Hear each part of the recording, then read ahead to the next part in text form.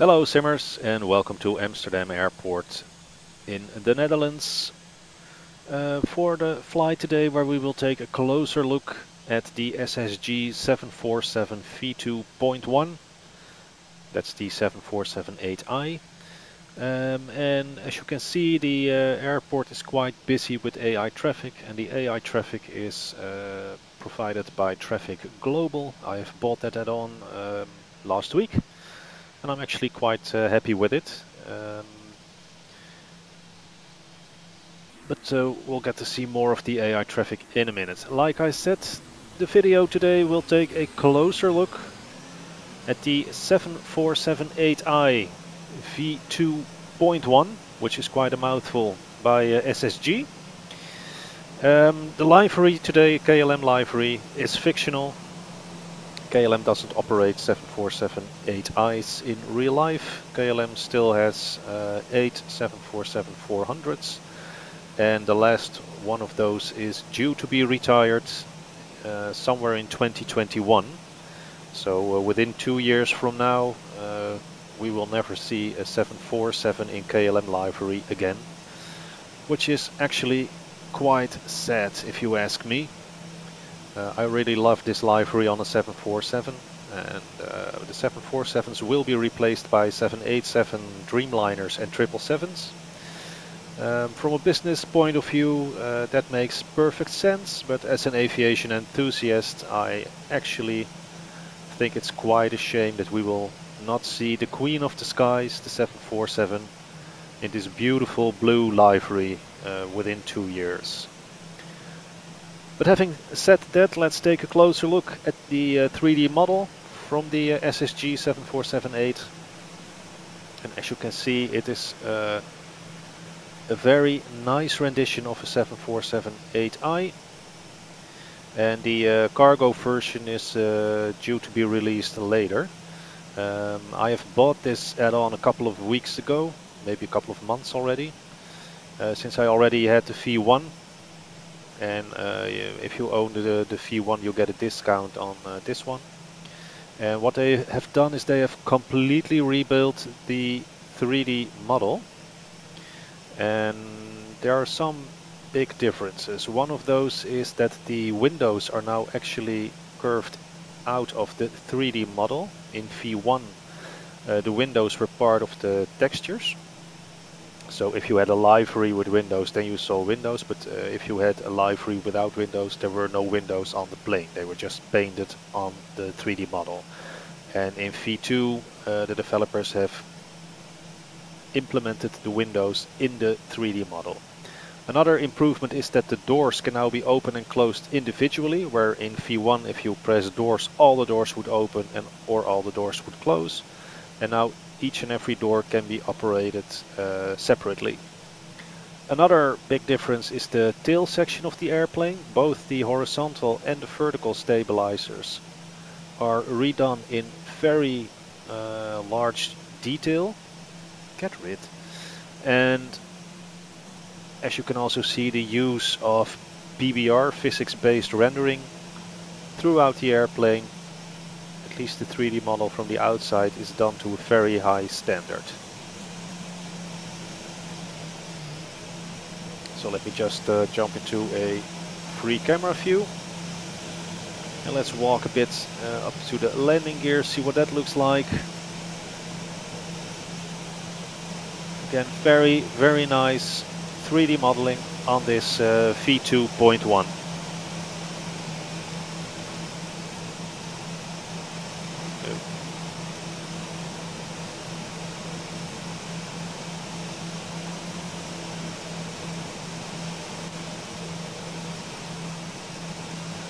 So in terms of the outside model, we're pretty good, but since most of the flying is done from here, let's take a closer look at the flight deck before I start introducing what we are going to do with this flight. It's going to be a short flight. I'm not going to do a long haul transatlantic flight this time. But first, for now, as you can see, There is a 3D cabin modeled with relatively low textures on the chairs and the windows, etc. But it is a nice rendition of the upper deck, and in the case of KLM, in the 747, this would be world business class.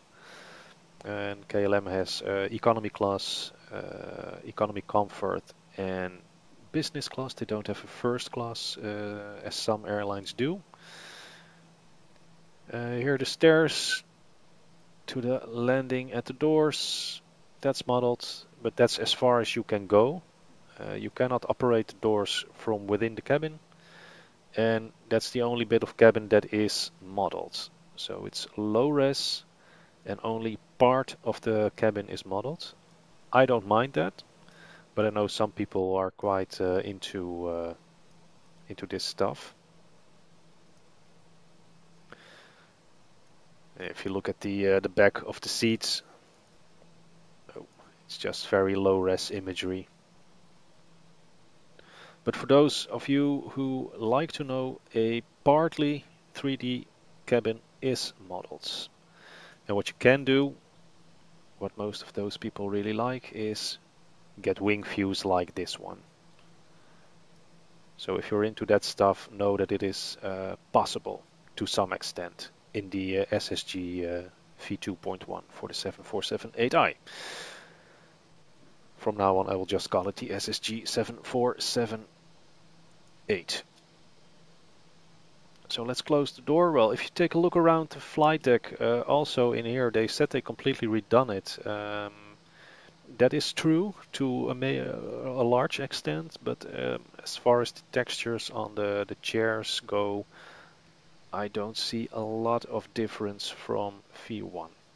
It is improved, but if you take a look at the yoke, for instance, there's hardly any physics-based rendering in the textures of the yoke. It's just pretty flat, in my opinion.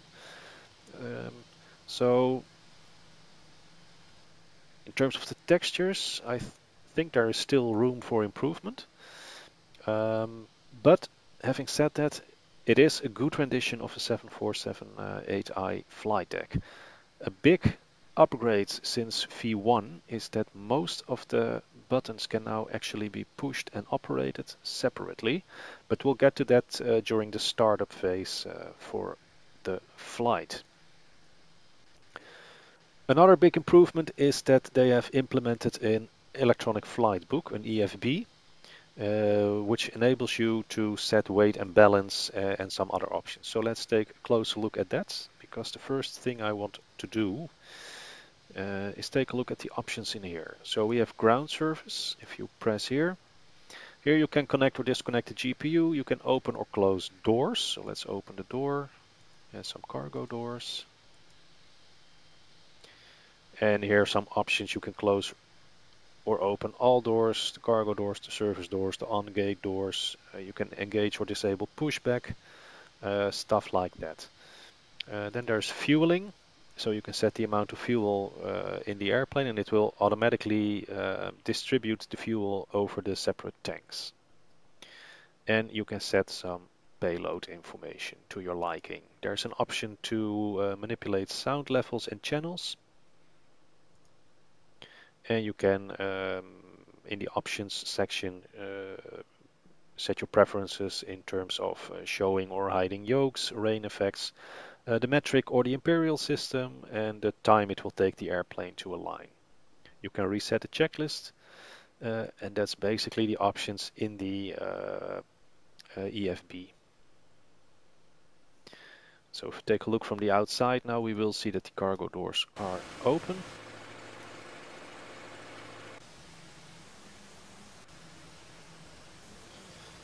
Here we are. And when I close the cargo doors, I will go to an outside view as well to take a look at the animation of the doors, see what that looks like.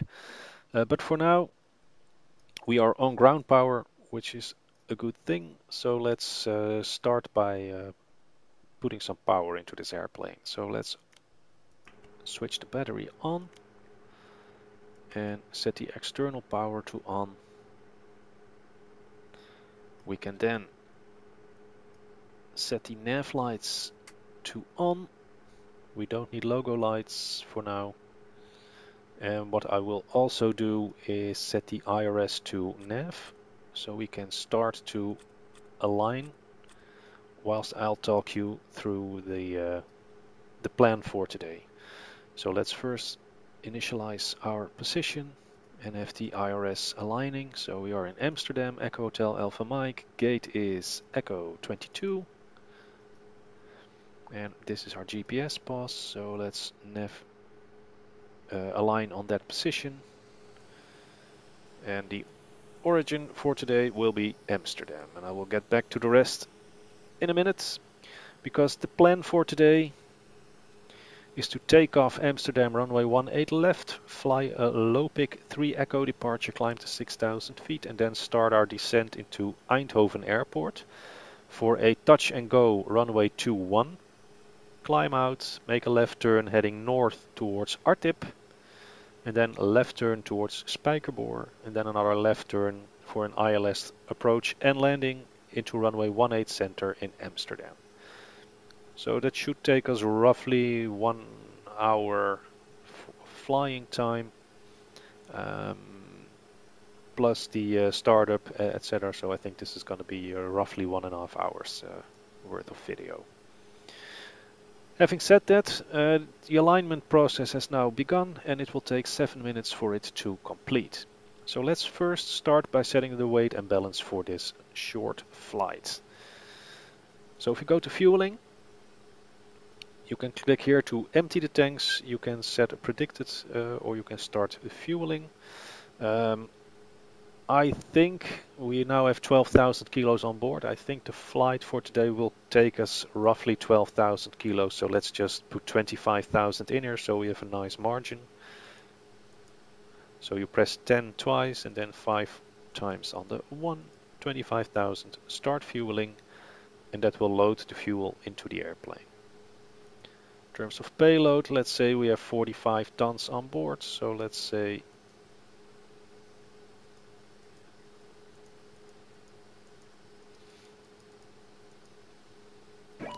and load that setting. So we have 45 tons, 45,000 kilos of payload, 25,000 kilos of fuel, and that should be plenty for the flight for today. So let's take a look at the flight management computer. Now, a big improvement over V1 is that we now actually have dual FMCs, and I think that is basically mandatory for any add-on in this price range. Let's press this one. But in V1, everything you did here would be mirrored in the right hand side. That's history. We can now do anything in here and do separate things in there. So we can basically set the takeoff data in the pilot flying FMC and the legs page in the pilot monitoring FMC, just as they usually do in the real world, and that's always nice. But like I said, origin Amsterdam, and the objective for the first part is Eindhoven. Let's call ourselves KLM 26 Tango. And the runway for us in Amsterdam for takeoff will be 18 left. Let's activate that one. Now, since we are only flying a sit and a star, we don't have to do anything in the legs page. We can just go to departure arrival immediately. So departing runway 18 left for the low pick 3 echo departure, transitioning over low pick. Execute to the route page. So low pick 3 echo to low pick is now set. Let's do an arrival. It's going to be a low pick 1 echo arrival. Transitioning via low pick. Oh.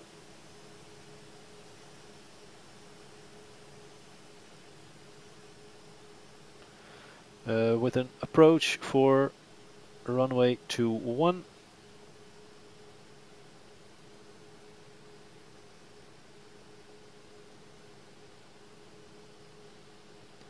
This doesn't seem to go as smooth as it is supposed to be. I want low pick 3 echo, ILS 21 Yankee, Execute. Yeah, now it has it activated. It's not working exactly as it should be.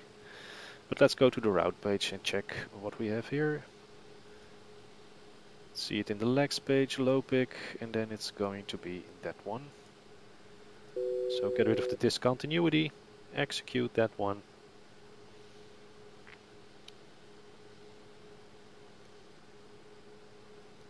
And that's the legs page now complete. So the amount of fuel on board, 25 tons.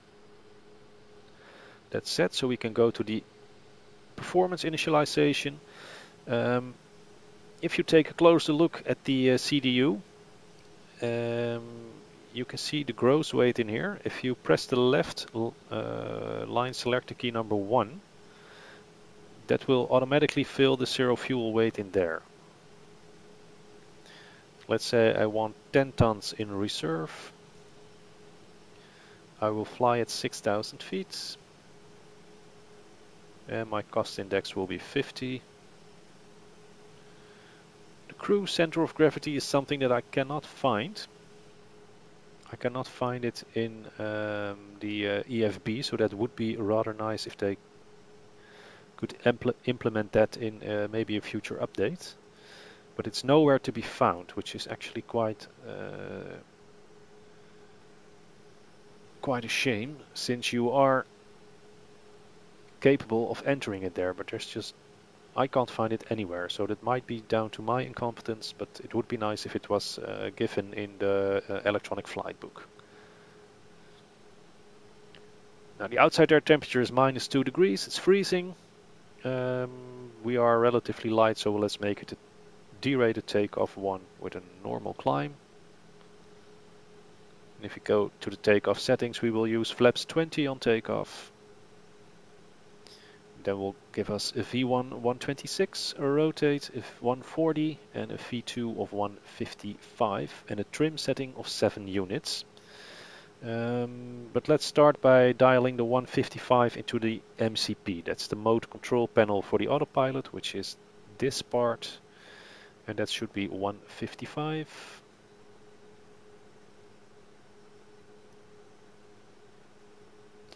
Now takeoff will be runway 18 left, so that should be an initial heading of 183.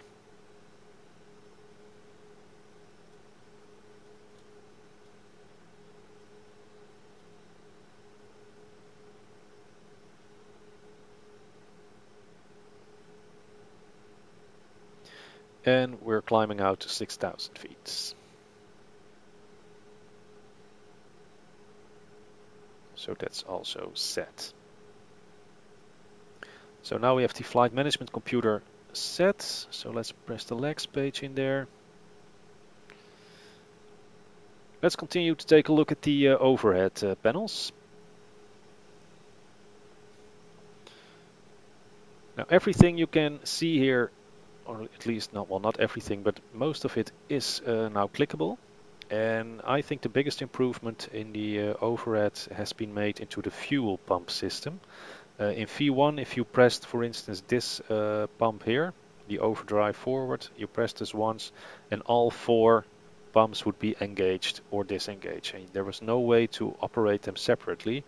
And in v2.1, the fuel system is completely redone and each pump can be operated individually, allowing for more realistic fuel management in the airplane during flight. And I think that's always nice. But let's proceed. Let's set the hydraulics to auto.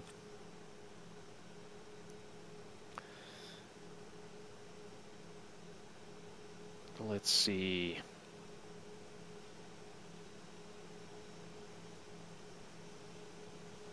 Okay, let's start the APU,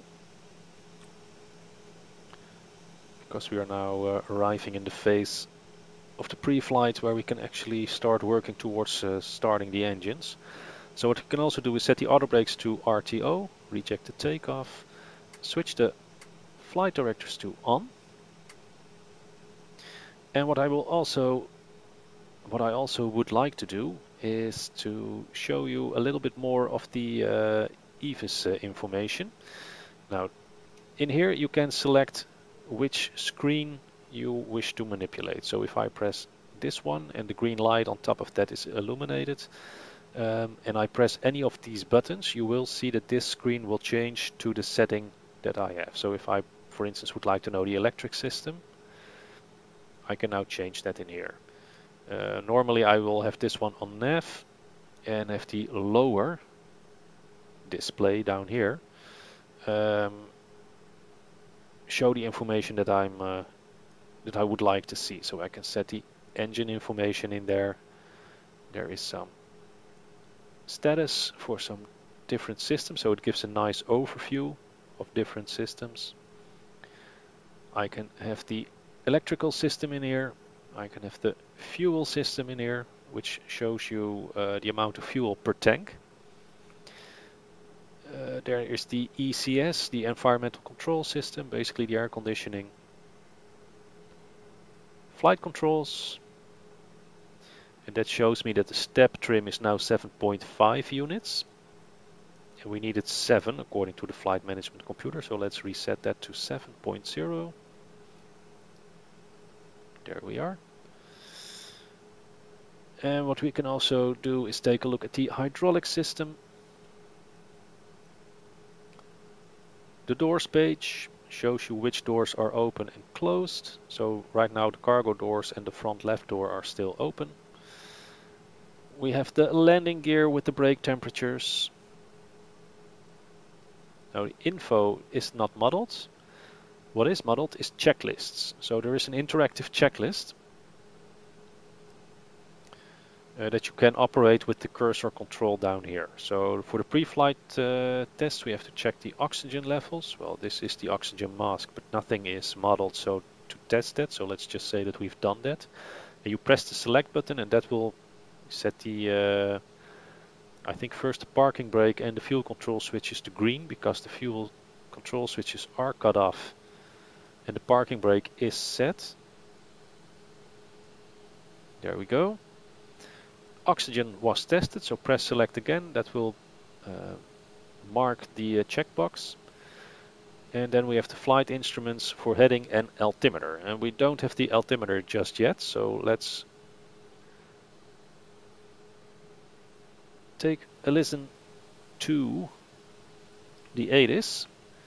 And since I'm using Active Sky XP, I can listen to the ADIS on 122.0. Echo Hotel Alpha Mike, airport information, Foxtrot 0825, Zulu, weather, wind 107 at 5, visibility 7000, sky clear, temperature -2, dew point -2, QNH 1039, advise on initial contact, you have information, Foxtrot, Echo Hotel Alpha Mike, airport information, So we have information Foxtrot on board.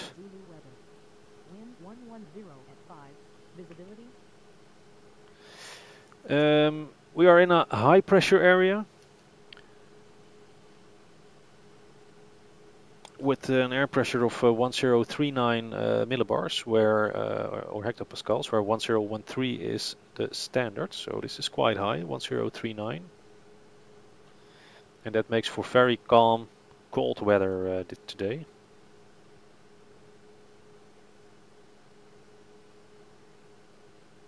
So 1039er is set on the QNH, and if I dial it in on the captain's side, it is automatically changed on the first officer side and also on the standby instrument. So there's only one place where you have to insert the data, and it will be automatically set on all three things.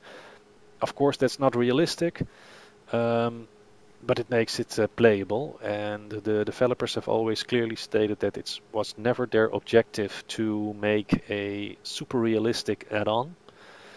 They just wanted to make an add-on that is fun to fly and that approaches the reality, and I think so far they've done quite a good job, but let's just see how it holds. So flight instruments, the heading 183 was set, altimeter 1039er is also set. So checklist complete, press select again, and then we'll proceed to the before start checklist. Now the flight deck door, I had closed that. I cannot lock it because the lock system is not simulated in this add-on. But let's just say that it is locked. Passenger signs, we can set the seatbelt signs on. So that's selected. MCP v2.155, which is cross-checked on the CDU. Heading of 183 and altitude 6000 feet are set, so MCP is set. The takeoff speeds 126, 140, 155 are set. The CDU pre-flight is completed. The trim was set to 7 units. We can check that again on the flight control page, 7.0. So that is now done. Taxi and takeoff briefing. Well, in short, as mentioned, we are in Amsterdam.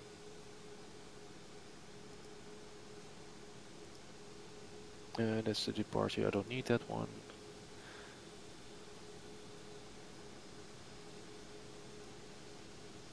We are at gate Echo 22, so it's going to be pushback, nose to the right, taxi out via Alpha 13, and then from Alpha 13 over to November 2 to Echo 6, holding point for runway 18 left. From there it will be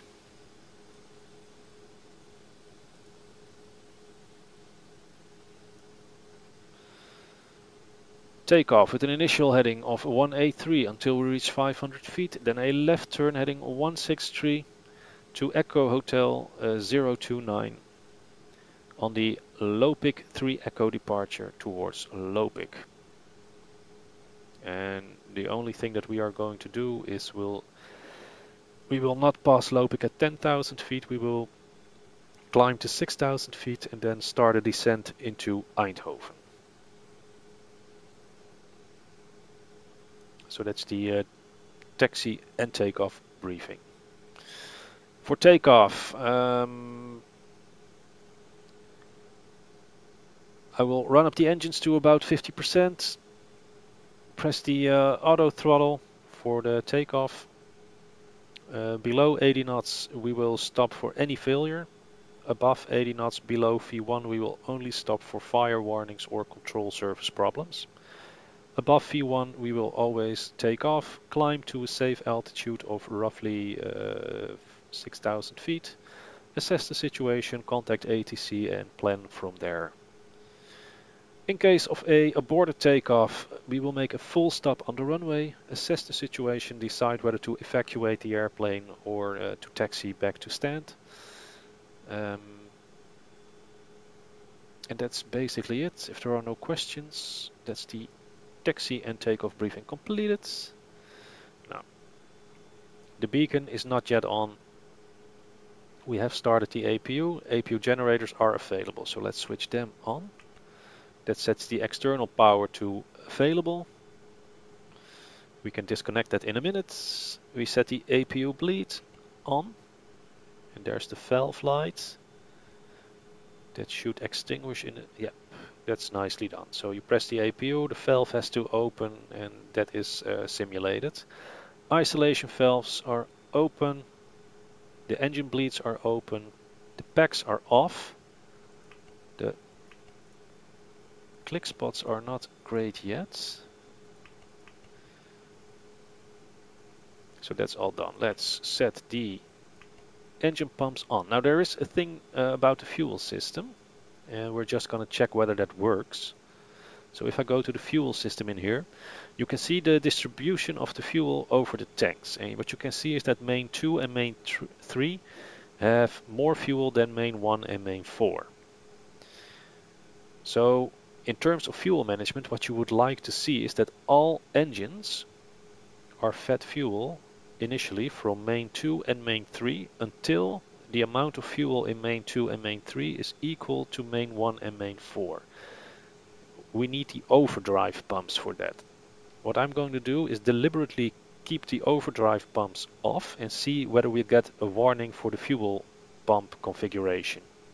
That should illuminate in here, but we'll just have to see if that's modeled. And if it is, then we'll switch on the overdrive pumps and see if the message disappears. So that's a nice little test for this flight. So fuel pumps for engine 2, engine 3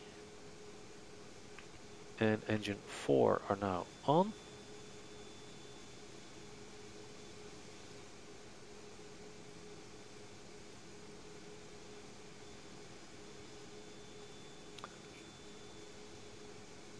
So now what we have to do is get rid of the ground equipment. We have to close our doors.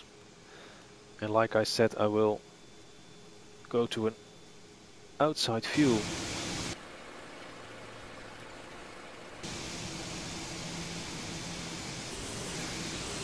To take a look at the animation, which is very nicely done.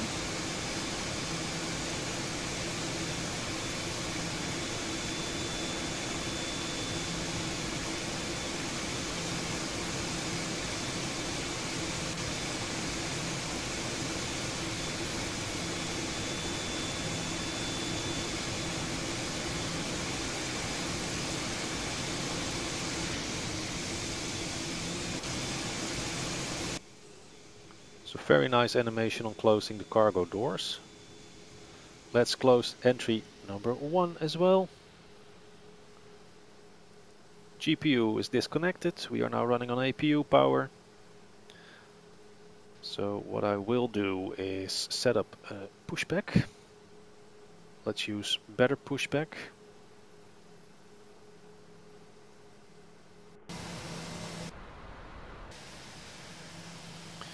And this is basically alright. Ground to cockpit, plan acknowledged. Call me through the menu when you are ready. Alright, let's start the pushback then.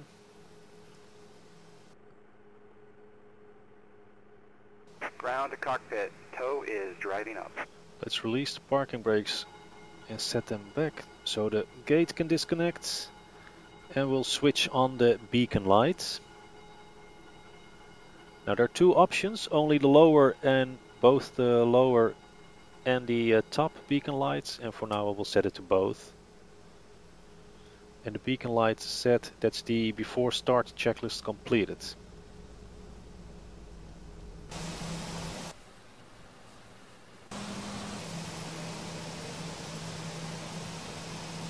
And there you can see the top beacon light.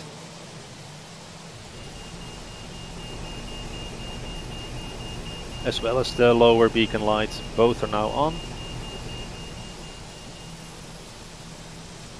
Okay, all doors and hatches are closed, ready to connect.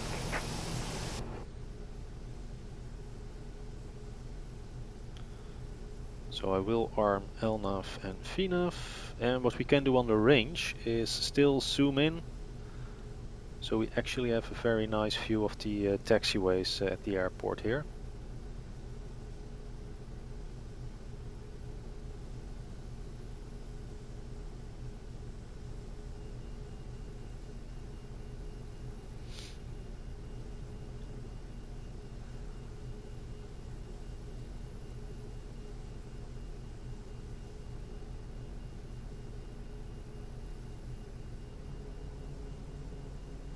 So now the nose is lifted.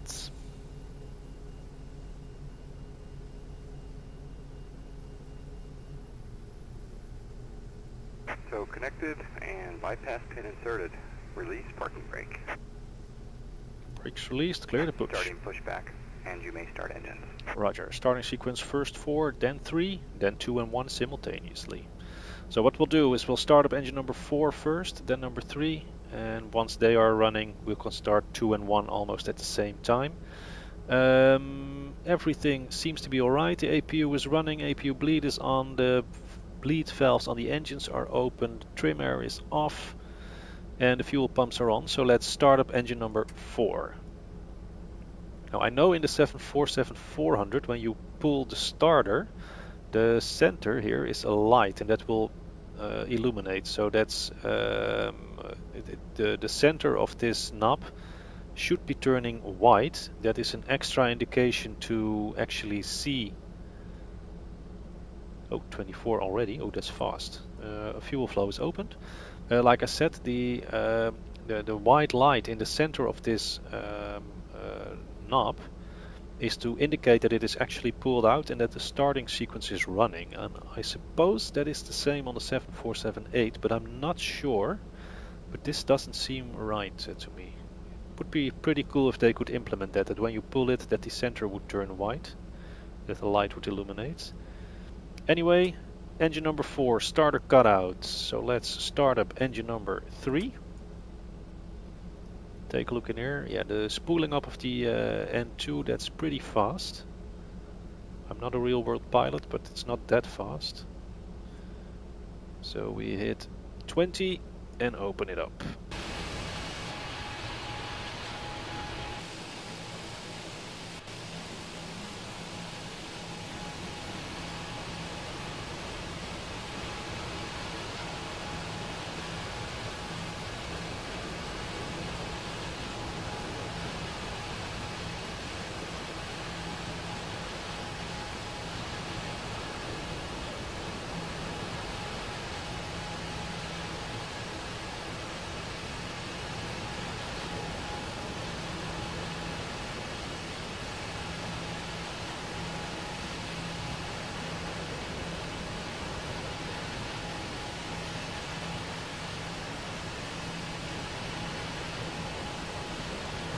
And engine number 3 is now also running.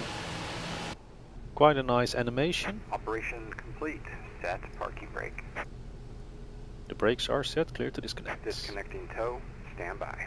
Starting engine number 2 and starting engine number 1. So now we can see both number 2 and 1 engine spooling up.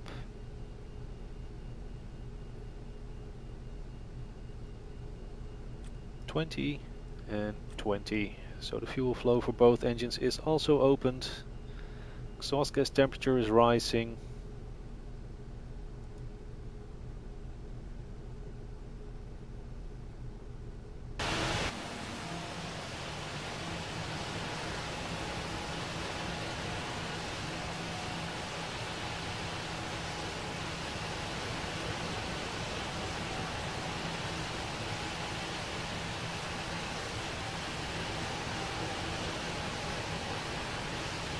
Tow is disconnected and bypass pin has been removed. Hand signal will be on the left.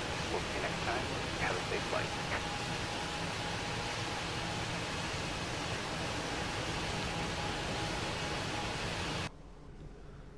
So that's 4 good engine starts. And here we have the warnings for the fuel system. Overdrive 3 and 2 are off. So let's go to the fuel system. Engage the overdrive pumps.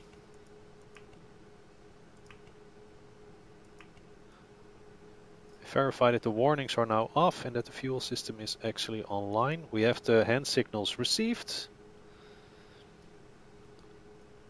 So let's return to the checklist. Now anti-ice, that's in here and it's all set to auto and we'll just leave it at auto. So that's good. What we can do is switch the packs on.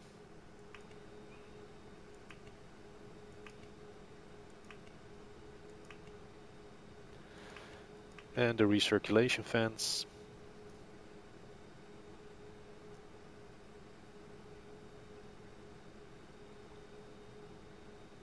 The generators on the engines are now providing electricity, so we can switch the APU generators off. We can set the APU bleed off and switch the APU master to the off position.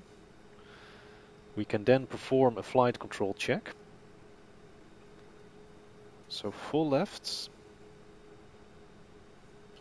full rights, neutral, down, up, neutral, and the rudders, full lefts, full rights, neutral. So flight control check is completed. Set flaps 20. And return to the checklist. So anti-ice, auto, recall. That's this little black button down there. We pressed it and there are no additional warnings, so that's checked. Auto brakes RTO is set, flight controls were checked, ground equipment is clear and the hand signal was received. Flaps 20. Set and green, so that's also set. Let's put the engine information on this one for our taxi and takeoff. So let's set the taxi lights on. And I will just have to wait for the American 777 in front of us to start moving. So we can actually taxi out straight forward and then to the right.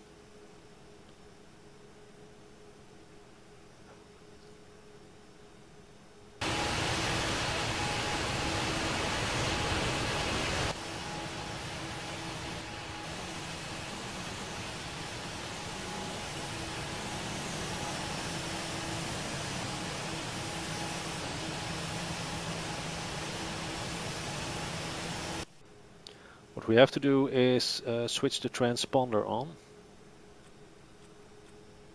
So TARA, you cannot tilt it above or below, that's a bit of a shame.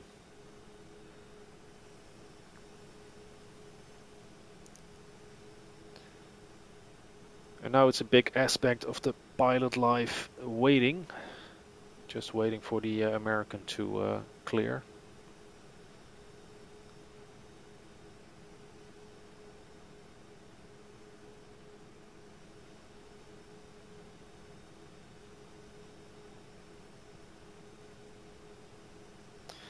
If he doesn't clear very quickly, I will just taxi straight through him.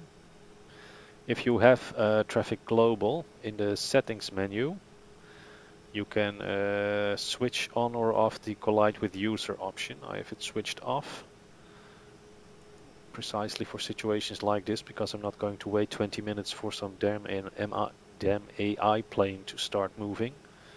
Let's just parking brakes off. Start rolling. Now there's something for me to getting used to. I have two SciTech throttle quadrants, so I'm actually using 4 thrust levers on taxiing this airplane, or flying this airplane. And for taxiing I will only use engines number 2 and 3.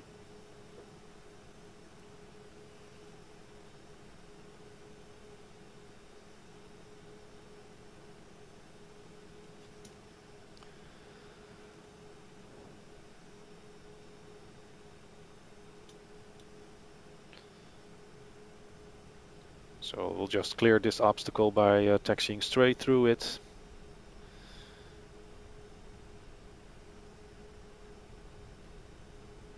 We're not gonna wait for this. Anyway, the ground speed can be read in the top left corner of the nav display.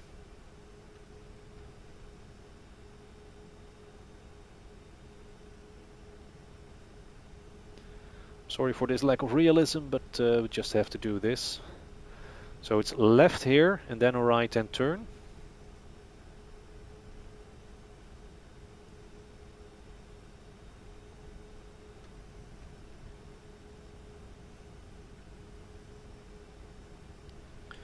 Let's ease up on the throttles. He popped up out of nowhere.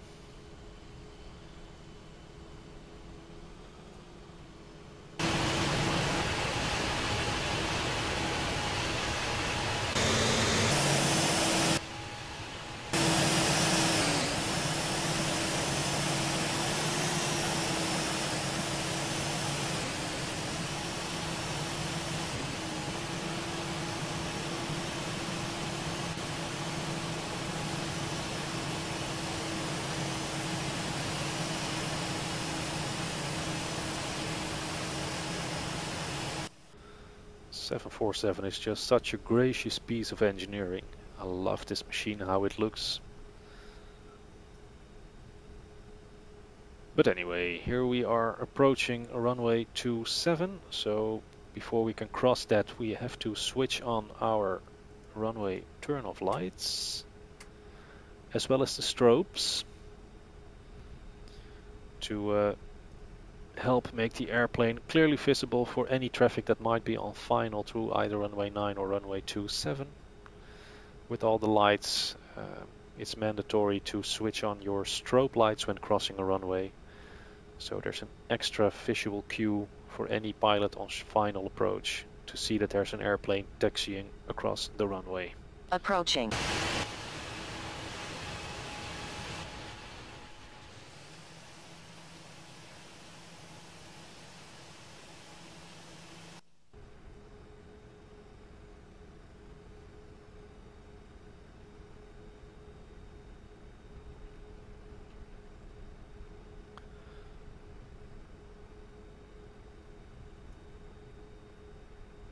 So it's a nice short takeoff from the gate to the takeoff runway, then a short flight to Eindhoven for a touch and go, and then another relatively short flight towards back towards Amsterdam for an approach into runway 18 center. And that will conclude this video. So what we'll do now is we'll arm the auto throttle.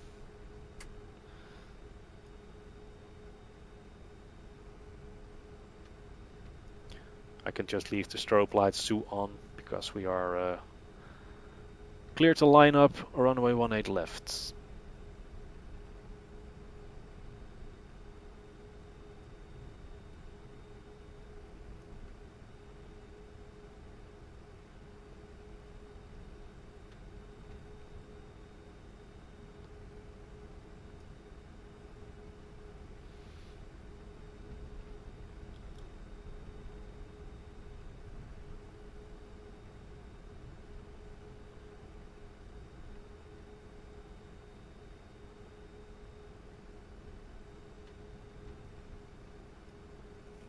Approaching. 1.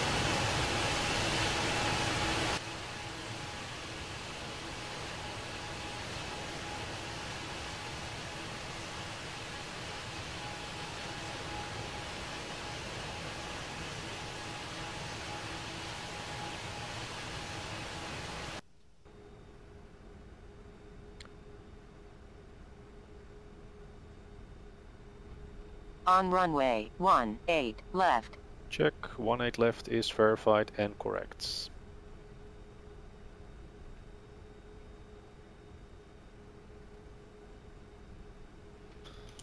So let's bring the airplane to a complete stop. We'll set the parking brakes for a second. So flaps 20 are set, MCP was set, auto throttle is armed, LNAV, VNAV active. Auto brakes RTO, let's say that we are cleared for takeoff, so landing lights on and taxi light off. Let's release the parking brake.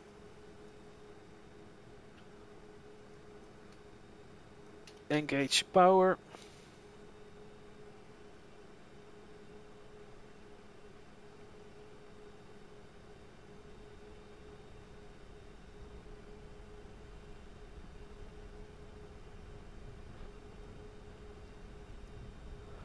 Press the auto throttle. Now it will move it back first and then it will move it forward. I think that has got something to do with the fact that I have the 4 separate thrust levers on my joystick and that they were not completely aligned. Not really sure. 80 knots. Cross-checked. Ooh.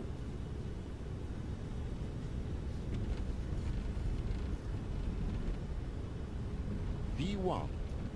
Hands off the throttles. Rotate. Rotates. V2. Positive rate. Gear up. Now at 500 feet we have to steer left towards Echo Hotel 029er.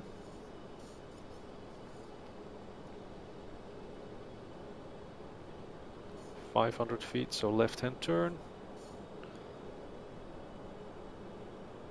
And what they have done very nicely, oh, you have to climb a bit steeper. 15 degrees is the usual takeoff angle, my bad. Is that you actually still have that feeling of flying a big heavy airplane because there is some delay between the control inputs and the actual response of the airplane. So flaps 10. And as soon as you start raising those giant flaps, you will immediately experience a loss in lift. Flaps 5. Let's fly to the right.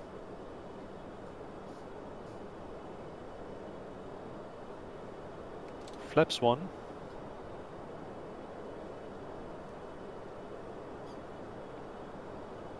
Good. Okay, let's engage the autopilot for a minute. Retract flaps. Flaps up. Runway turn-off lights off. And we can leave the landing lights on throughout the flight. Now we are above the transition altitude, so QNH standard 1013.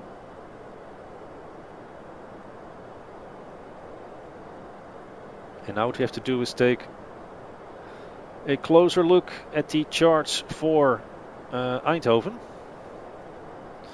because we will be there before we actually know it. So let's see what we have in here. Minimums altitude will be 200 feet. So let's set the minimums radio to 200. You can see them up there. There we are. We have an ILS frequency 109.75, course 214, so we have to dial that into the flight management computer.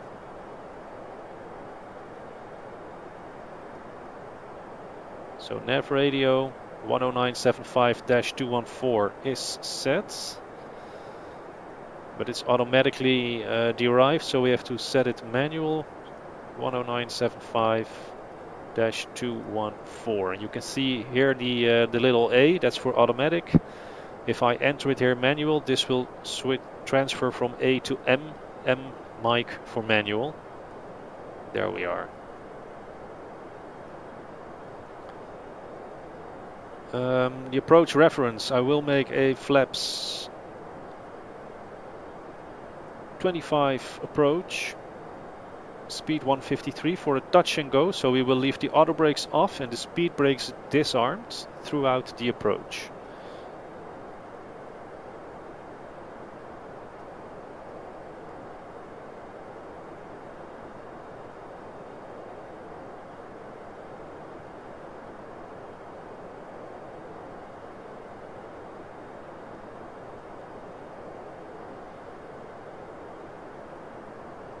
Here we are at 6,000 feet, top of descent coming up already. According to the chart, we have to be at 2,000 feet to intercept and establish ourselves on the ILS. So let's first descend to 3,000 feet. Enter it in there, then push the button. That will initiate the descent.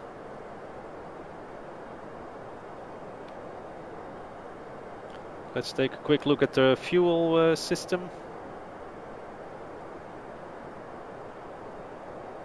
You can see 5.3, 5.4, so I expect that somewhere during our approach into Eindhoven, we will get a warning that we have to switch off the overdrive pumps, so that each engine is then fed by its own pump tank, I must say.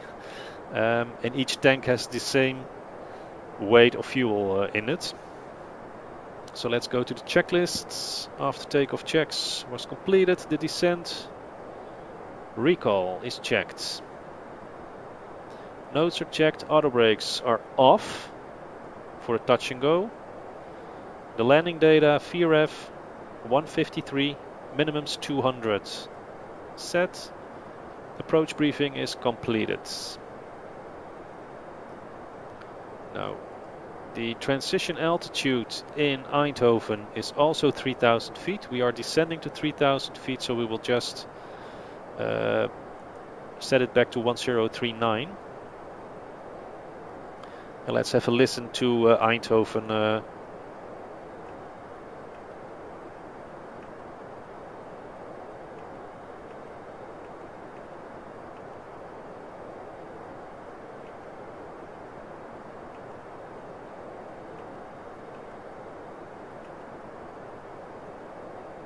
Echo Hotel airport information Juliet 0925 Zulu weather wind calm visibility 5000 sky condition temperature 0 dew point 0 QNH 1040 advise on initial contact you have information Juliet. Alright, 1040 Echo. on the QNH. That's now set. Altimeter is set. Approach checklist completed.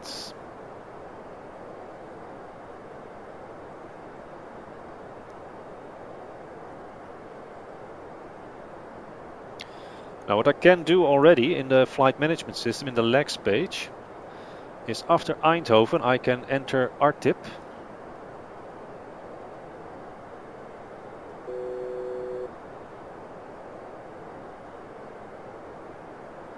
And what I don't understand is that I can't read it here, so it does seem that there are some minor issues with the flight management system. Now it says direct to RTIP, which is definitely not the case. So there's still some work to be done in the CDU, as far as I can tell right now. But let's just focus first on our touch and go into Eindhoven. We are at 3,000 feet. Let's reduce the speed to 240. We can then continue our descent to 2,000 feet.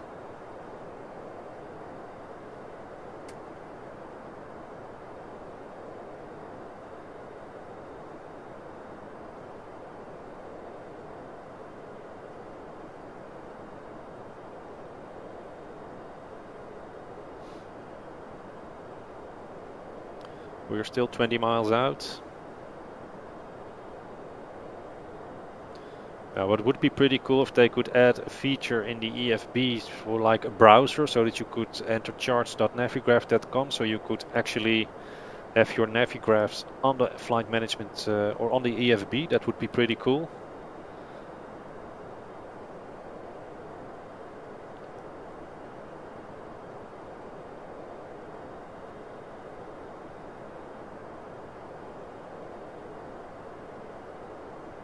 Okay, let's start to decelerate to 20 knots.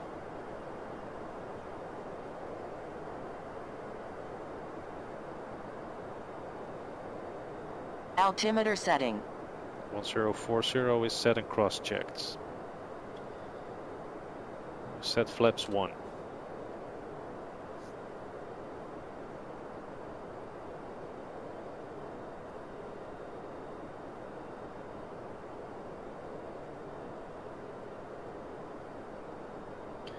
And let's start our descent to 2,000 feet now.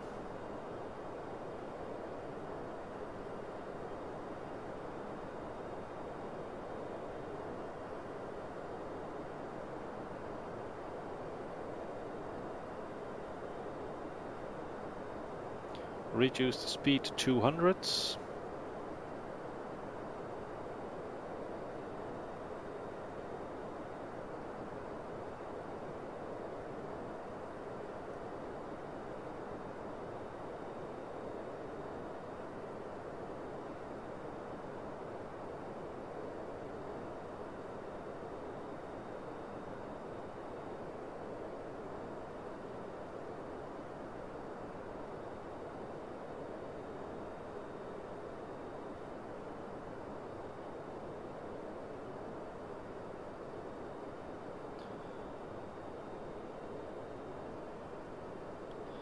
Now Echo Hotel Zulu at course 214, 15 miles out.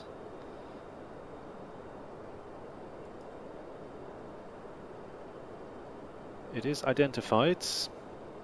Now what I don't understand is that in the approach mode I'll get the ILS needle, but I also keep getting the map display. I'm not really sure whether that's accurate. I thought it wasn't, but Like I said, I'm not a professional pilot, but as far as I know, in the approach mode you only should see the ILS information and not the map feature.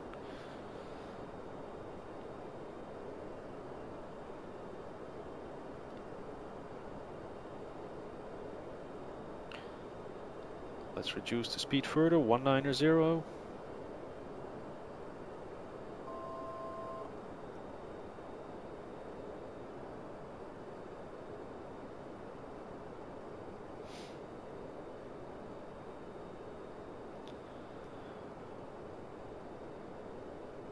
Select flaps 5. Set speed 180. 5 green.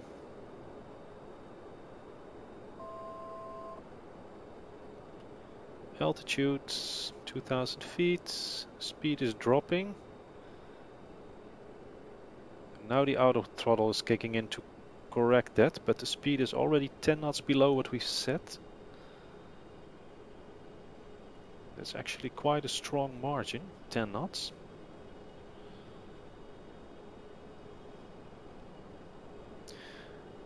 The ILS is identified. Let's set the approach mode to armed.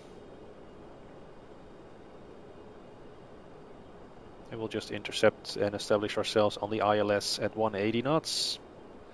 Configure ourselves for flaps 25, gear down. We'll leave the auto brakes off and the spoilers disarmed. For a touch and go runway 21. Climb out on the runway heading. Back to 6,000 feet, make a left hand turn, fly towards our tip and then back to Amsterdam.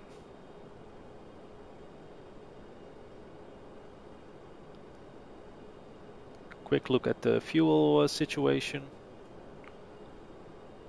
I think it might be on final that we get the warnings, but that's just let's just wait and see what happens. Speed 180, altitude 2000 feet. And I think we should get a localizer alive any second now. It's going to be quite a strong turn, so let's reduce the speed to 170. Set flaps 10.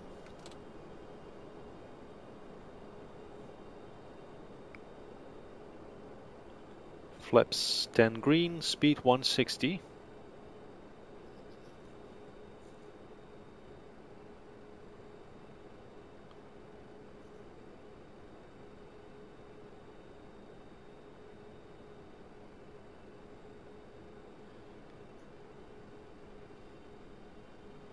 Localizers alive and captured, green.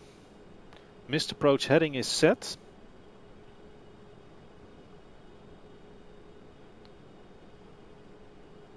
Let's set a missed approach altitude of 4,000 feet initially, and then we'll continue our climb from there. Turning in for final approach. 7 miles out, speed 160, set flaps 20.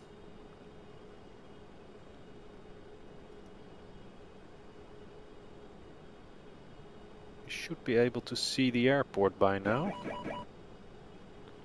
Fuel tank engine. If we take a look at the fuel system here, you can now see that all the tanks have about the same amount of fuel.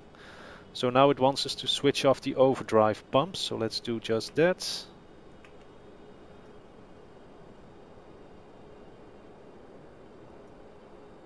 That gets rid of the warning. Checklist is set. We are 5 miles out. Gear down. Glide slope is captured. Speed 150, 147. Flaps 25.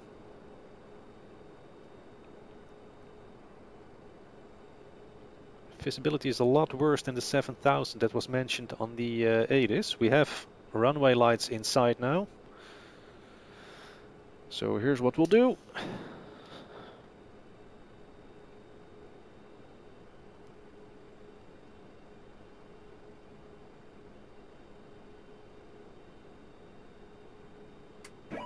Auto throttle disengaged, autopilot disengaged, Autopilot has control. 1000. We are slightly low, correcting.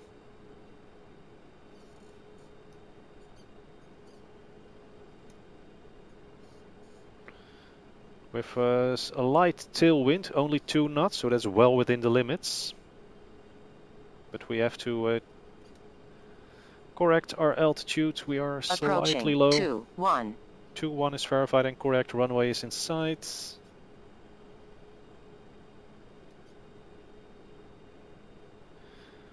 So let's lower the nose slightly. Oh. Reduce power to increase our rate of descent. We are now almost on the glide slope. 500. Check.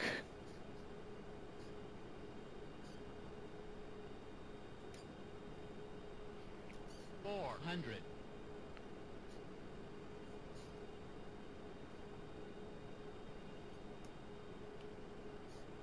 300.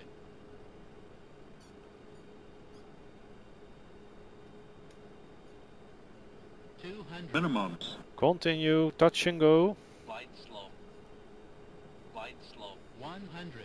Glide slope. Glide slope. 50. 40. 30. 20. 10. There's the touch. Power up, go around. Flaps 20. Gear up. Oh, there was other traffic on the runway. Shouldn't be having that in real life, but that's always a good excuse to make it go around. Here we go. Okay, reset the speed to 250 knots. Oh, let's keep that airplane straight.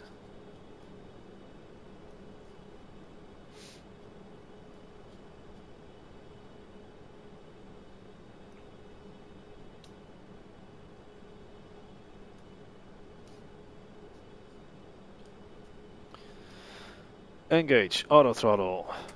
Speed, autopilot engaged, heading, select, vertical speed.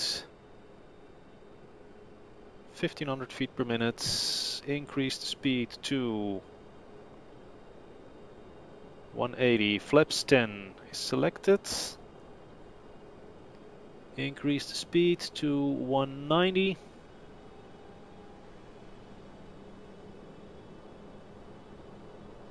Flaps 5.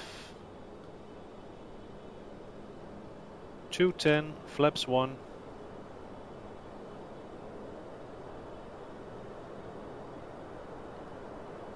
And speed 250. Flaps up.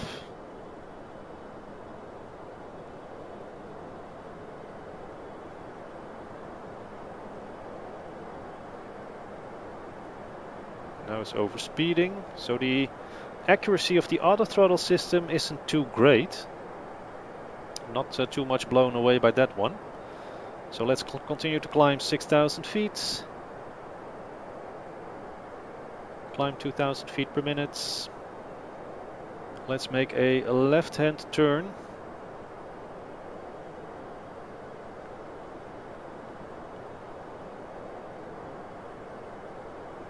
$120.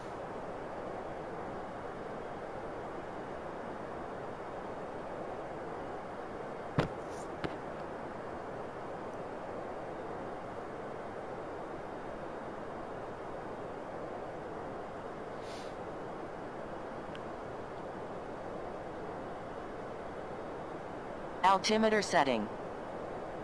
QNH standards.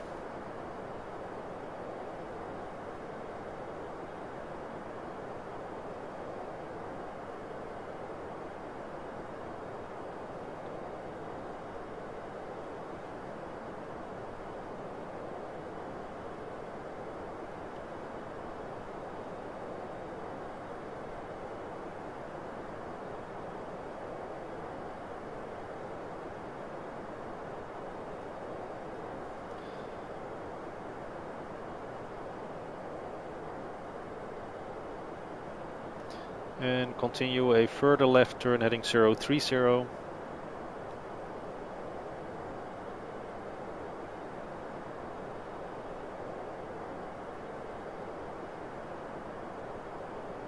make that 034.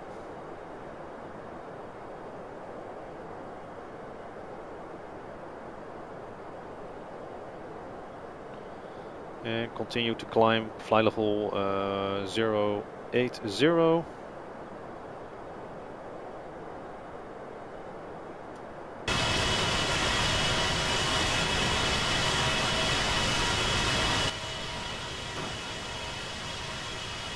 That was quite noisy.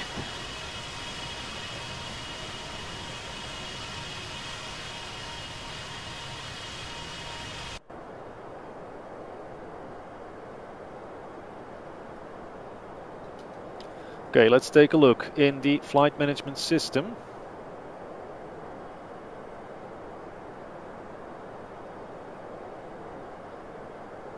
Because right now we would like to go direct to RTIP. So if I go to the legs page, and here's the strange thing, I can't find RTIP.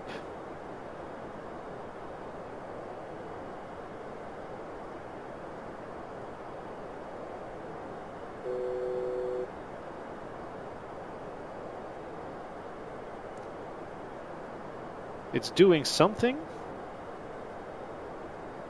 but it's not displaying my input, which is very, very strange. Ah, there it is, RTIP.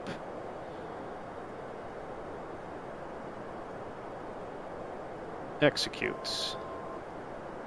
Direct to. So now in the legs page it says there's only one leg direct to RTIP at 68 miles.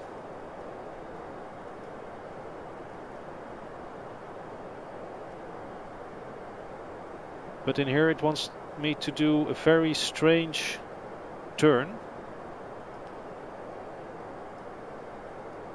So there's, to my humble opinion, still work to be done on the flight management system. Let's set spiker bore after RTIP.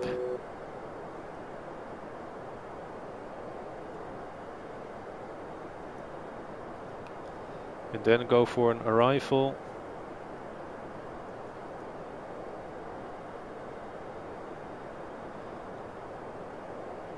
If I go to the departure arrival page and I select arrival here at Amsterdam, nothing happens. That's not accurate. You should be able to select an arrival into your departure airport in case you have to go return to the field. And that's not modeled right now, so that's not accurate. Let's just see if we can change this in the route. Let's set our destination to Amsterdam. Then go to arrival. Now we can do something. Let's say I want an ILS approach for a runway 18 center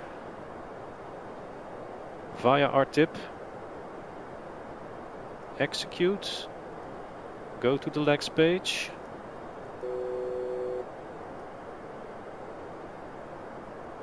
Now it puts it in here correctly by itself, but in the nav display it's just not showing. It's the weirdest flight path that I've ever seen. So let's just select our heading manually and fly direct to RTIP.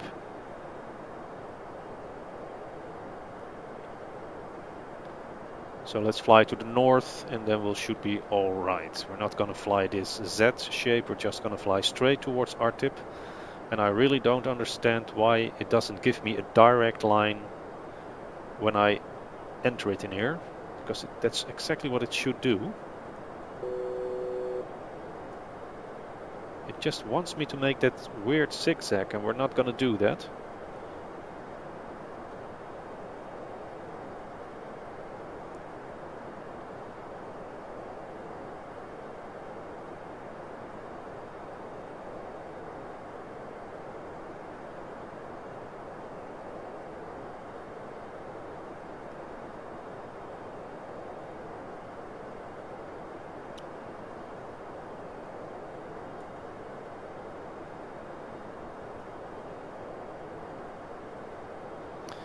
Anyway, well, let's just proceed to RTIP.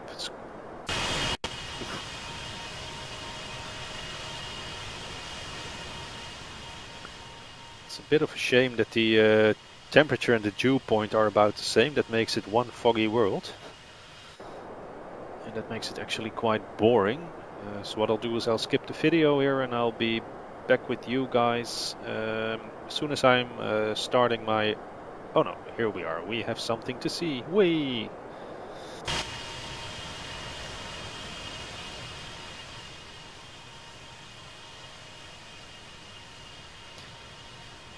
So here we are, flying over the Netherlands. Let's see what airport that is. I think that's Volkel. Yep, that's Volkel. That's an Air Force base. Home to a squadron of F-16s. You can also see that, of course, by the shelters in here.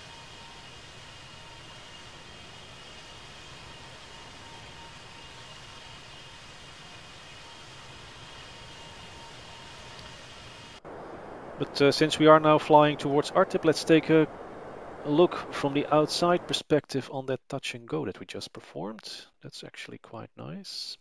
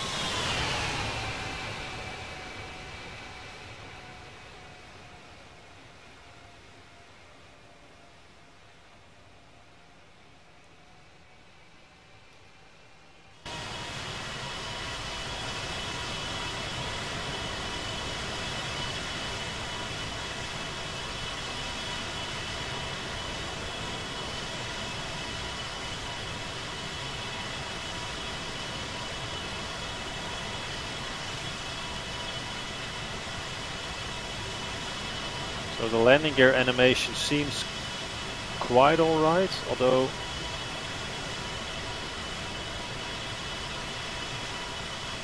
I thought the nose gear was moving up before the doors are opened. So let's take a closer look at that. Yeah.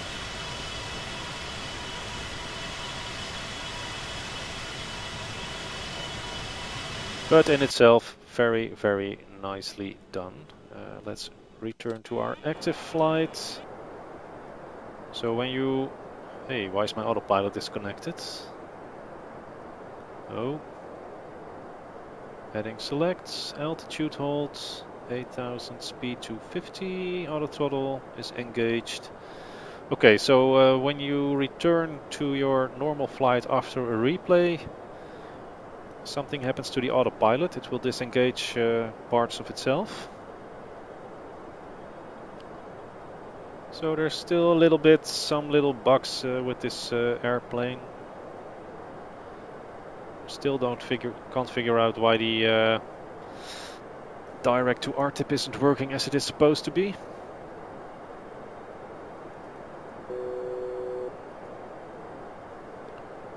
If I were to press LNAV right now, it would have me make a very sharp turn here, and then another very sharp turn there. And those turns can never be made with a 747, so this is completely ridiculous.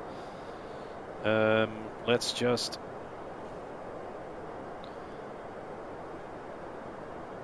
continue on our northerly, heading towards Artip while we fly over the Netherlands. So my thoughts so far on this airplane are that the V2 does have some very nice improvements. I really love the new fuel system, and that everything well, works a bit more realistic than in V1. I like the fact that we can now open and close all doors separately. That's very nicely done. The dual FMCs in itself are a very nice touch, but they don't work flawless just yet. So I think a v2.2 is needed to fix some of the issues that I've just noticed in this this training run. Yeah, but other than that, in terms of procedures that you have to follow, systems complexity, I think it's actually quite a nice add-on. I really like it. It's definitely not a Flight Factor A320 Ultimate. It doesn't have that level of depthness, but that was never the aim of the developers. You sure have a lot of fun flying this thing around. So yeah, I'm actually quite positive so far. Let's just see how the landing in Amsterdam goes. And we'll have the final thoughts on this product after that. What I will do is after RTIP fly direct to Spijkerboor and then a straight in. We're not going to fly RTIP to Sherpa-Palima and then with the Sherpa-Palima transition. We'll just factor ourselves in.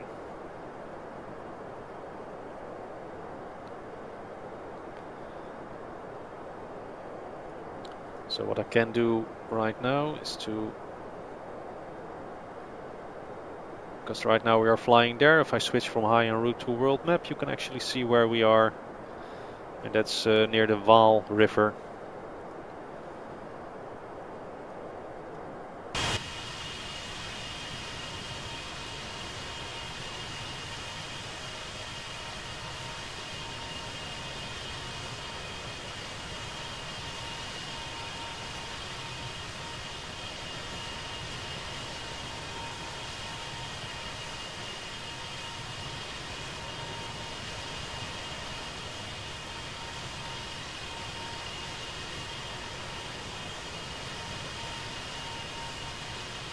Coming up to Rhenen and Wageningen.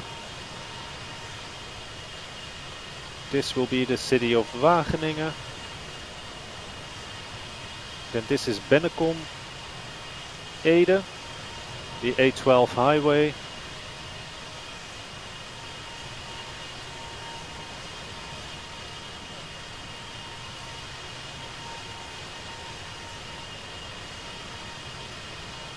And this will be Wageningen Hoog.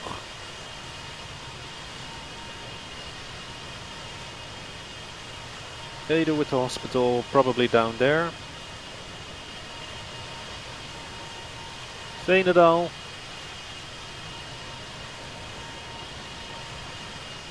And this will be the A30 highway towards Barneveld.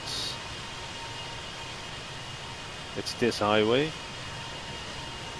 We'll proceed to the north towards Lelystad, then a left-hand turn, and then another left-hand turn into Amsterdam. So let's go to Amsterdam, open the charts, approach, ILS.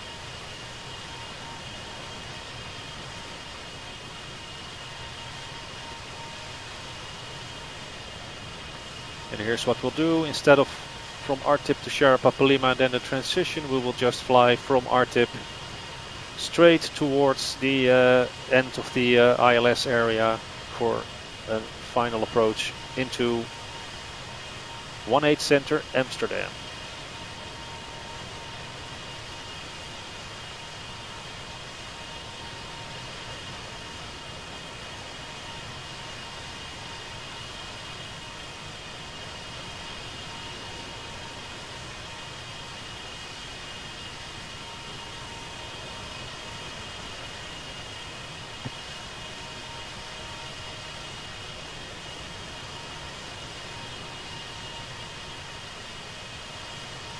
What a machine, I love it.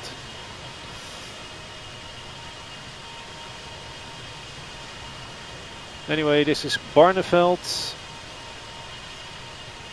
with the intersection of the A30 with the A1. Then this will be Hoevelaken down here. with the city of Amersfoort in here, Soesterberg Air Force Base, Leusden, and on the horizon there will be the city of Utrecht.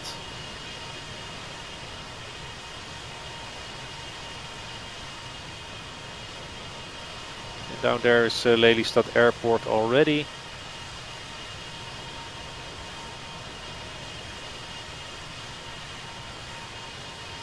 With the Veluwe area of outstanding natural beauty in here.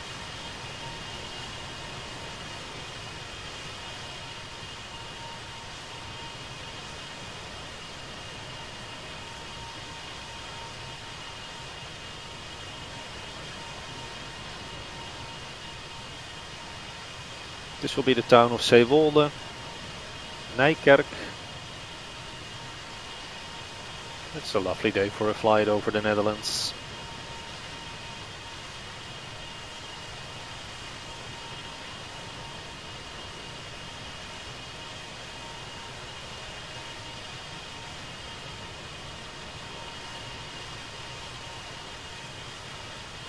Harderwijk.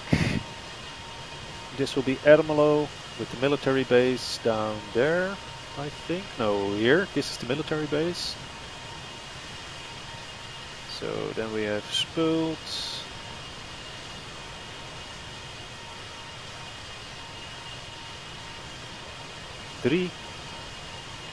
This will be the town of Garderen.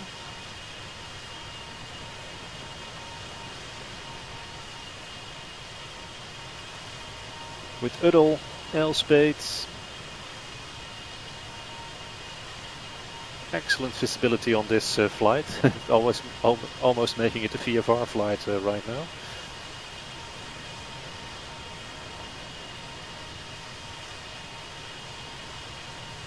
Harderwijk, Harderhaven. Then we will have Biddinghuis somewhere down there.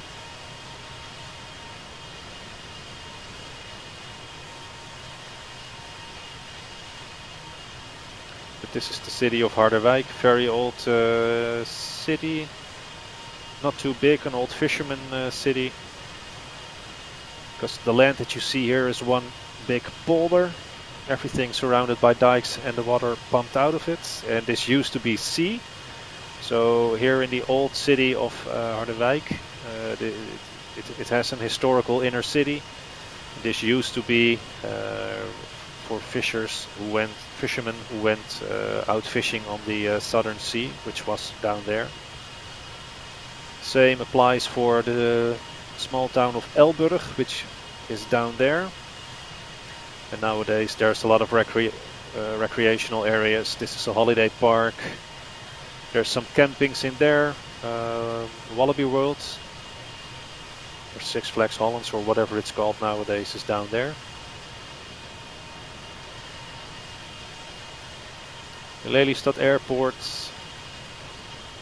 the town of Dronten, Biddinghuizen, Fleef on Ice, which is one of the largest ice skating, artificial ice skating facilities in this part.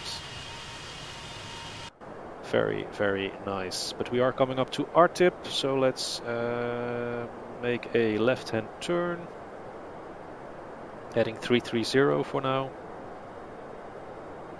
Start descending to 6,000 feet.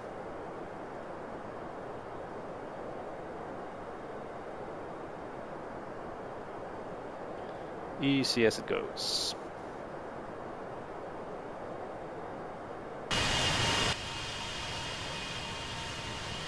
What I completely forgot to mention so far is that the sound set was provided by BSS.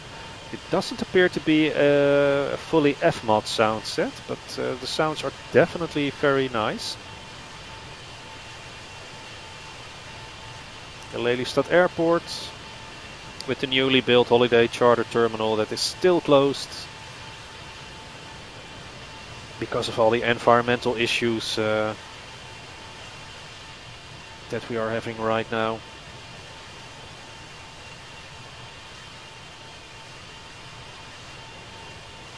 Ketelbrug. small town of Zwifterband. Here is the former island of Urk. The town of Dronten, like I mentioned. And here is the dike that runs from Lelystad to Enkhuizen over there. Once there were plans to also dry the water in here and in there, but eventually that never was put into practice. Let's make a left-hand turn heading 280.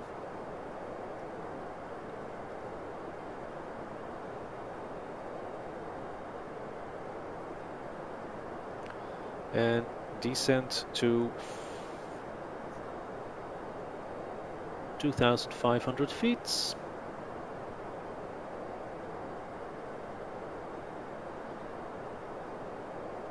Let's see if I can put in a fix Sierra Papa Lima 15. Let's see if that works. So Sierra Papa Lima. Bearing doesn't matter. Distance 15 miles. Yes, that does work. We can enter fixes. Guess that's alright.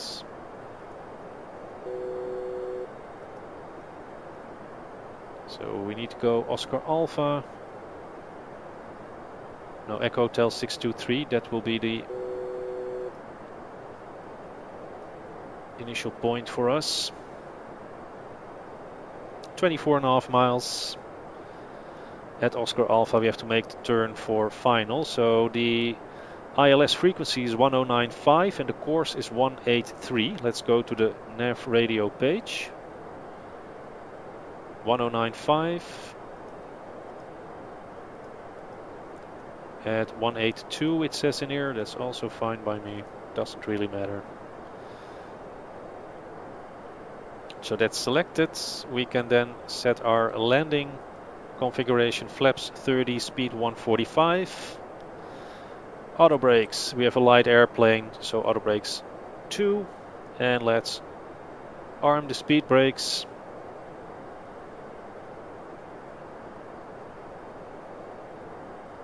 While we continue our descent.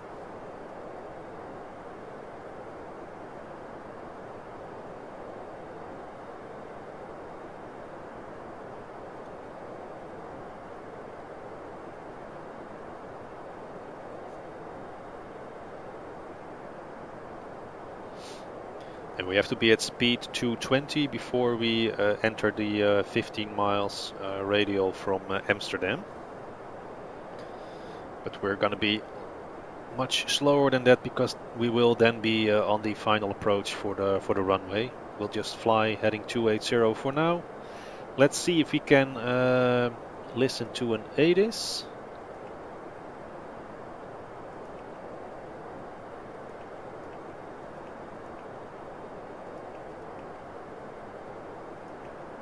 Echo Hotel Lima Echo Airport information Mike No. 095.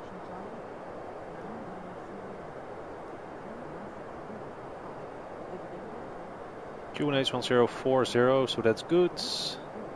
Visibility is 4 miles.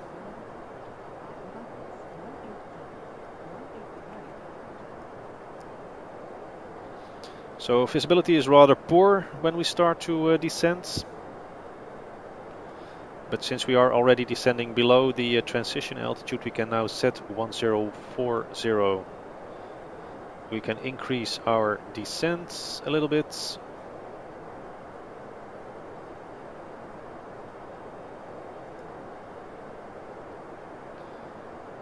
And we have to be at 2,000 feet at Echo Hotel 630.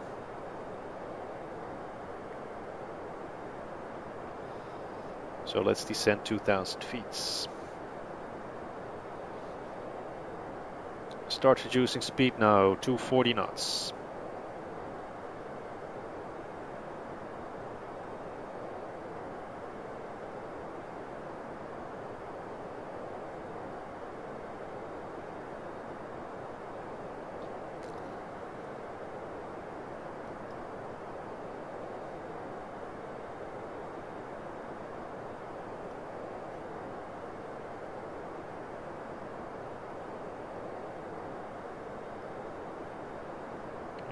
Reduce further to 220.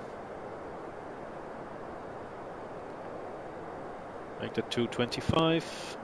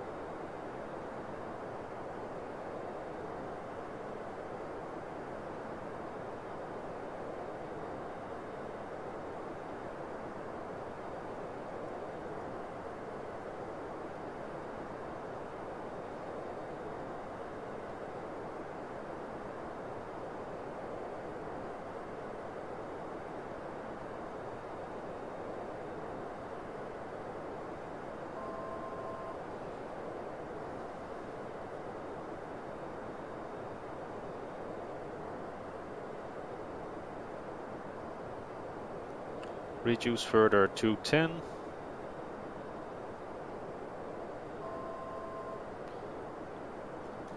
Turn left, heading 212. Approach mode armed. Select flaps 1.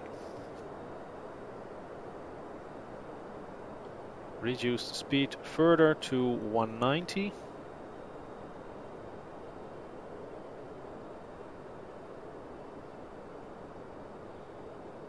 Flaps 5.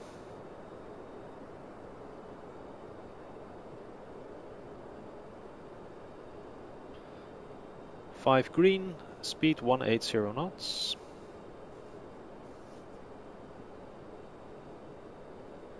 ILS is identified, we are 16.5 miles out.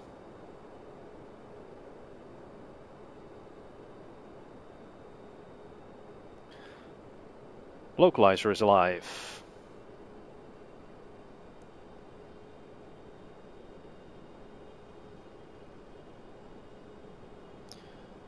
Minimums is 200 feet.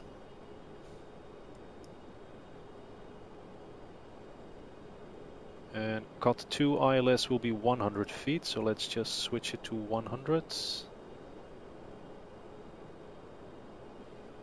Speed 180, missed approach heading. 182 is set. Missed approach altitude. 2000 feet is also set. QNH 1040 set and cross-checked. 14 miles out, runway is in sight.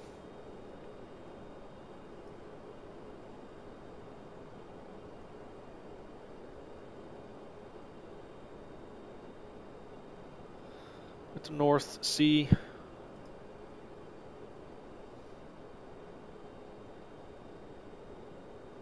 And here we are entering the final approach. The lights are on. Let's set the runway turn-off lights and the nose gear light to on. 12 miles out, speed 180, altitude 2000 feet per minute. A localizer established. Missed approach heading and altitude set. Auto brakes 2, spoilers armed. Exterior lights are set.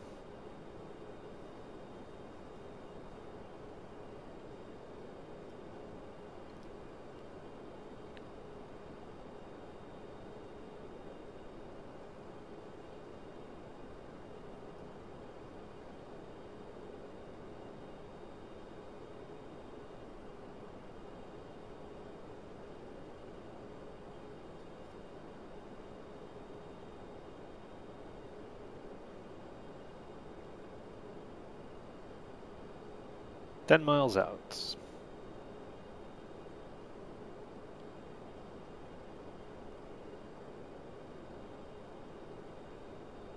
Reduce speed 170.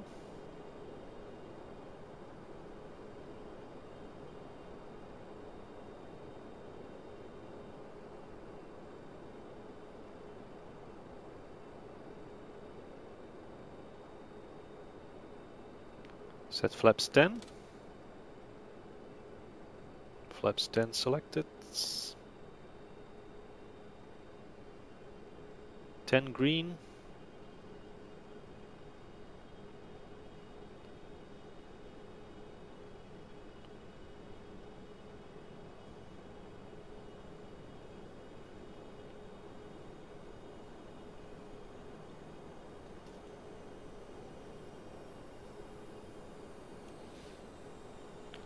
Glide slope is alive. Oh, sounds like we're being overtaken by another airplane. 7 miles out.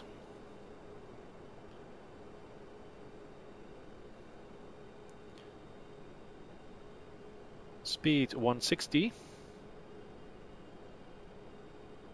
Flaps 20.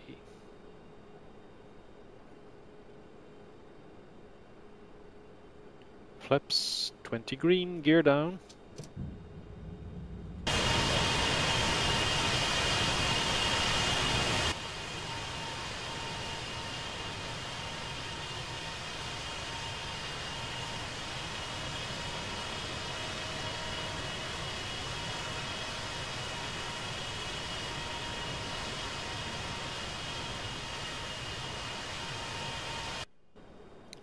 On approach, runway 18 center. We need the speed of 145, so let's start to reduce the speed further. Flaps 25, speed 147.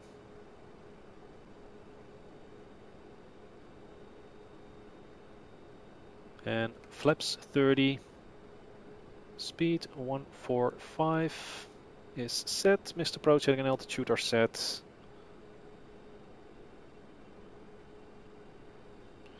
Gear is down, locked 3 green, flaps 30 green. Landing checklist completed.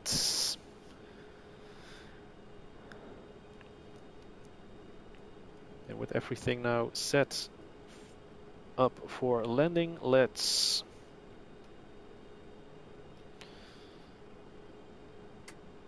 autopilot, auto throttle disarmed, autopilot disengaged. Pilot has control for a manual landing. 1000. Runway 18 center. Oh. We are too high. Correcting, closing down. Reducing power to increase our rate of descent. Here we go. Throttling up a little bit. Reduce that rate of descent slightly to Approaching 1 maintain glide slope center. and speed. 18 center, verified and correct.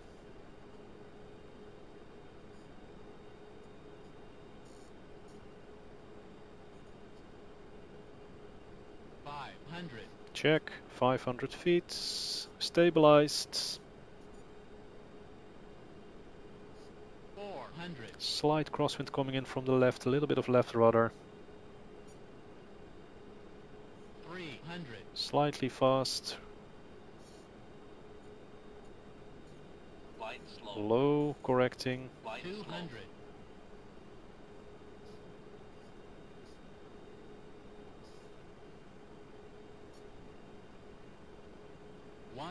Minimums. Continue landing. Light slow. 50. 40. 30. 20. 10. Here we are. Reverse is normal.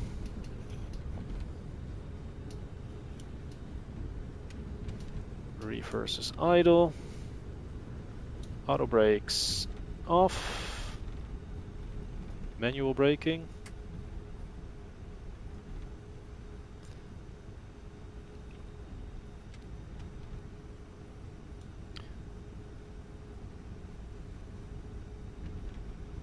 Well, it definitely wasn't the worst landing that I've ever had in this airplane. Just a minute, we will take a look from the outside. Let's just vacate the runway over here. Switch off the landing lights. Retract the flaps. And the Approaching spoilers. runways.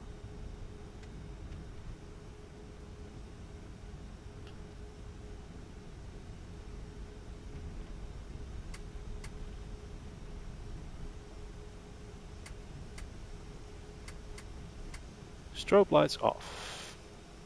Let's first take a look at that landing from the outside.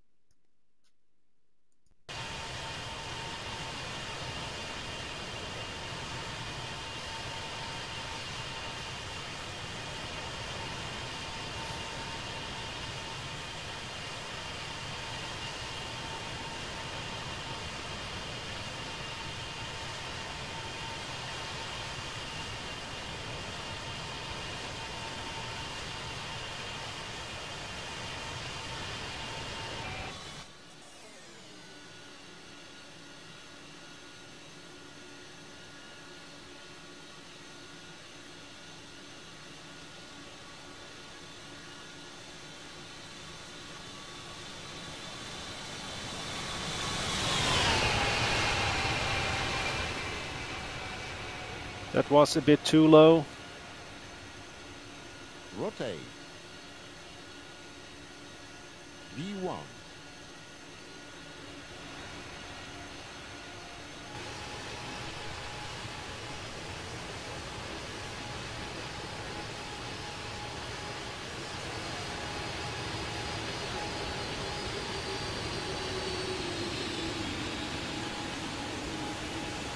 That was quite a gentle touchdown. 80 knots.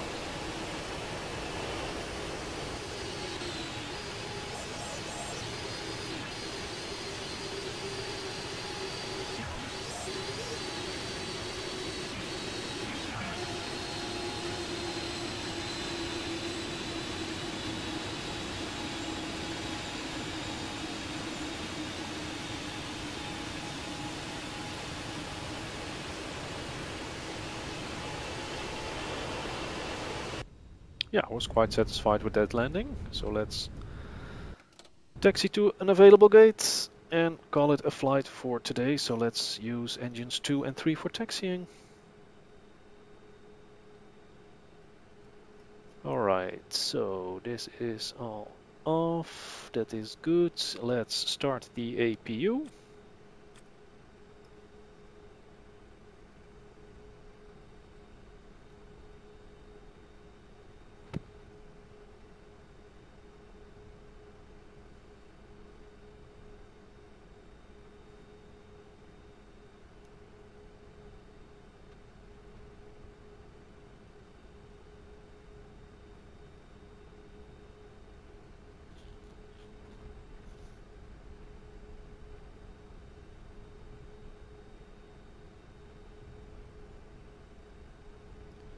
And while we roll into Amsterdam, let me just bore you for the final few minutes with my thoughts on this add-on.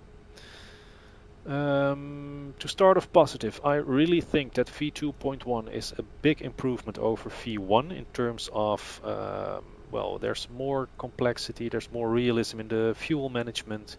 We have the dual CDUs, the exterior model looks a little bit better. The BSS sound pack that is included is actually quite nice. There are some issues, like I showed you after go around planning another, well, flight legs. It does work in itself, but you get very weird flight paths towards the destination. The Direct 2 gives you a zigzag profile, which is actually quite strange.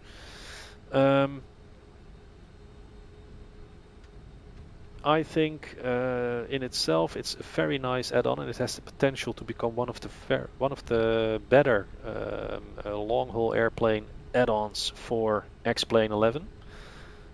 So far we have, of course, the Airbus A330 by ER design. We have the 777, 767, 76. What did I say? 777, 757, 767 by Flight Vector. And I think this could be a very nice addition to that list, but there are some issues that need to be resolved, especially in the flight management computer of this add-on. Other than that, I think they've made some very impressive steps with the 747-8i. Can't wait for the cargo version, can't wait for version 2.2, where hopefully they'll fix some of the issues with the flight management computer. Hope that they will fix the lights on the starters, because I think I'm not a software engineer, not an expert. I don't know how much work it is, but I think that would be a quick win to add a little bit more realism to the experience. Yeah, but in itself I think the add-on is quite nice. You have to take into account that the developers never aimed for an add-on that was as complex as or as realistic as the Flight Vector A320, which is one of the better Airbuses or add-ons for X-Plane 11 around at this moment. But I think they did a very nice job in creating an add-on that is fun to fly, that forces you to follow procedures, because you cannot just press some buttons and everything will work. You do have to follow procedures up to a certain level. Maybe the timing isn't accurate, that when you spool up, when you pull the starter and the engine starts spooling up, I think that goes a lot faster than in real life. But I can imagine that the developers made a trade-off between playability and realism. So that's their decision.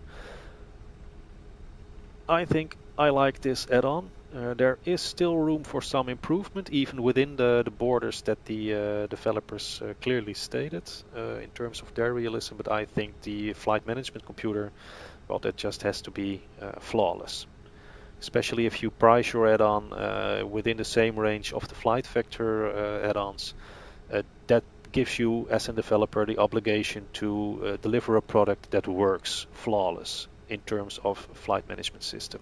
Really love the dual FMC, so that's a very good thing. Some minor issues to be fixed, definitely not a bad add-on.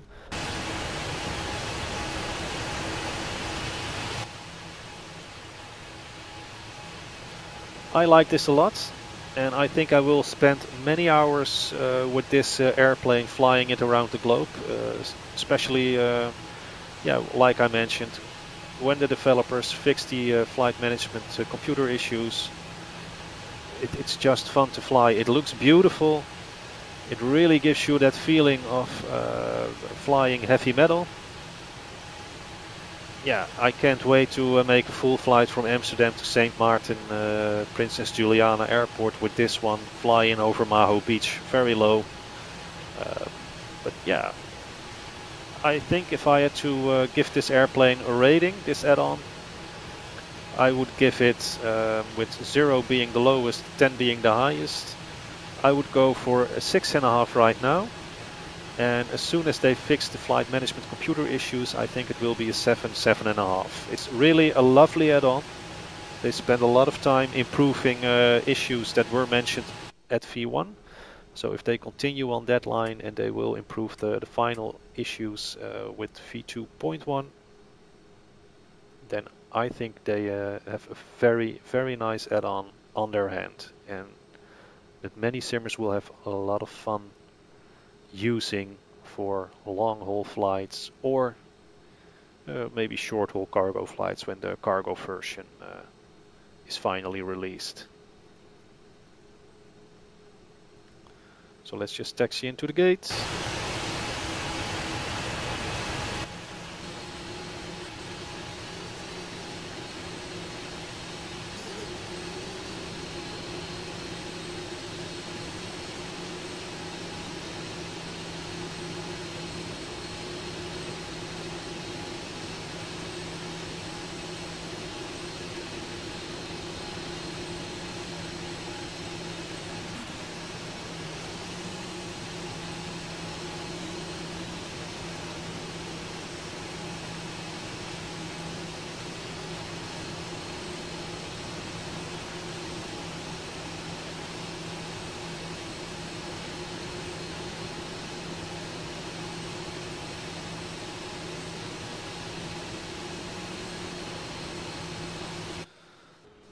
So let's set the parking brake on.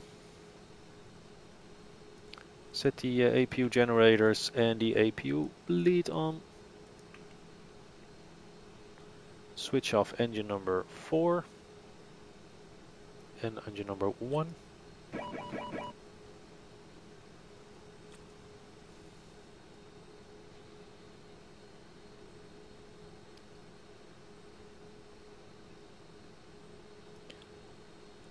Connect the ground power units. And another point that might need a little bit of improvement is, please enlarge the click spots in the in the EFB, because it's yeah. If I'm here, basically, if I'm anywhere within the gray part, I want to be able to click and have the GPU and not have to pinpoint it to the center of that button. So the click spots, maybe a little bit of attention to that might help as well. But like I said, definitely not a bad add-on. Let's switch off engine numbers 2 and 3. Engines are off. Brakes are set. GPU is on. Engaged. APU generators switched off.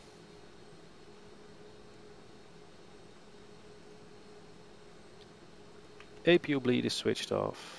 APU master off.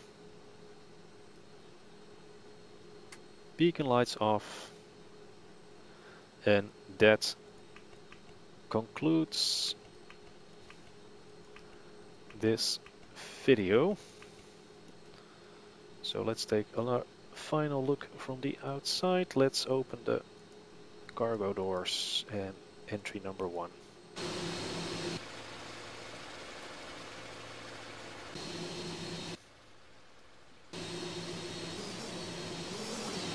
So here we are in Amsterdam. Again, thank you for watching. I hope you will liked the video. If you have any tips, tricks, comments, questions whatsoever, please leave them in the comment section below. As mentioned before, I'm not a professional pilot, so there's a lot for me to learn as well. If you saw me make mistakes, please point them out to me and the other users or viewers and tell me how to do it right the next time. And that's it. I hope you liked it. Thank you for watching and see you next time. Bye bye.